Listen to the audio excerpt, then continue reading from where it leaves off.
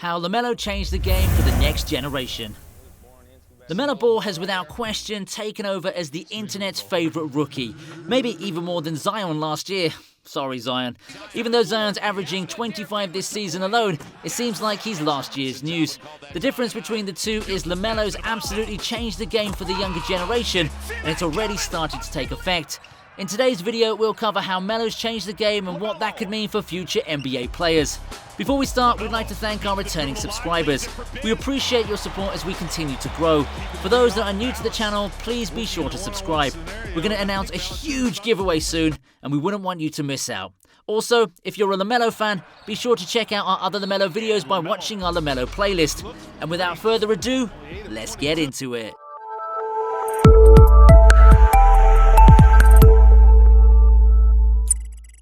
To say that Lamelo Ball's exploded onto the NBA scene since entering the league less than a year ago would be an understatement, to say the least. He immediately made an impact to a young Hornets squad that's in desperate need of a star to help lead their rebuild. Lamelo carries unique attributes, which makes him such a wonder to watch and study as he continues to evolve his game. However, potentially the most unique aspect of Lamelo's journey is the fact that, unlike the majority of American ballers coming out of high school, he chose to take his talent overseas before coming into the league. Lamelo took a path much different from that of both his brother Lonzo and traditional high school prospects. As opposed to following in his brother's footsteps at UCLA or taking on a challenge at another D1 school, he chose to take on an even more intimidating challenge somewhere that nobody could have predicted. At just 16 years old, Lamelo made the decision, or better yet, we should say LeVar made the decision for him, to play overseas, making him the youngest player to ever compete at such a high level. As the youngest brother, Lamelo Ball's always played against older competition, and so playing against professionals overseas came naturally to him.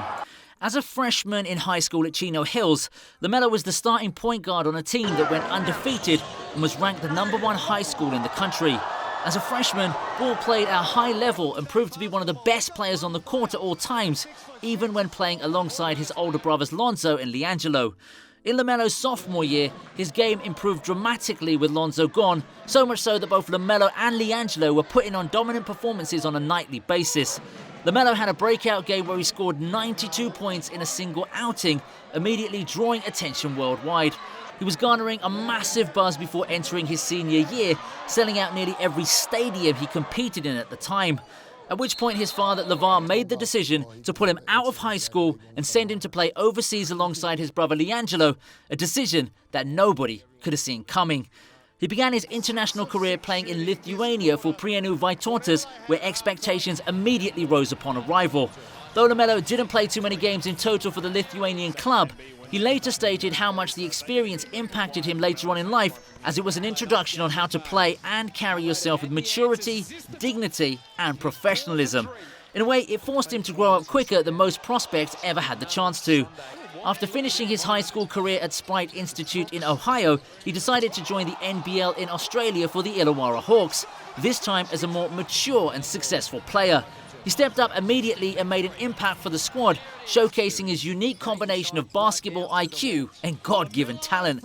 His dazzling behind-the-back passes and uncanny court vision during his time in Australia were what ultimately drove him to be a top lottery pick for last year's NBA draft. Aside from his technical abilities, which vastly improved upon playing overseas, Lamelo was able to gain unique experiences, enabling him to mature and learn how to become a true professional at a much quicker rate than his respective counterparts. We even saw how his decision to veer away from popular choice impacted those around him, as other big-time prospects like RJ Hampton and Brian Bowen II both opted to play overseas in the NBL as well. The level of competition Lamelo and others face while playing overseas doesn't compare to their counterparts competing in the NCAA. Though players in leagues other than the NBA aren't as talented, that doesn't mean that those players are inadequate. Some of the leagues in Europe and other continents are littered with former NBA players, not to mention some phenomenal players that would eventually dominate in the NBA. Luka Doncic. That level of competition has to be better than playing college-aged opponents who may not have the talent to play past their college eligibility. Additionally, when high schoolers choose to play overseas, they'll play against more experienced opponents. Instead of playing against young raw talent that's only beginning to receive serious coaching, training regimens and pressure, they'll be facing seasoned pros. That level of competition is better than what a prospect would face in an average college game, which shows scouts more about their potential and future in the league. Another advantage one could have from playing overseas is that it allows them to make a living off of their talent and hard work. Many athletes work and practice intensely to hopefully play a respectable career and live a comfortable life. Coming out of high school, athletes are lucky if they're able to avoid any serious injuries that could have long-term effects.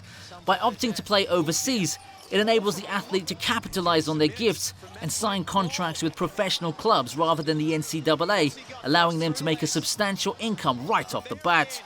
Now, some people would say getting a free college education is certainly something of value, and yes, for most people it is, because secondary education is extremely expensive.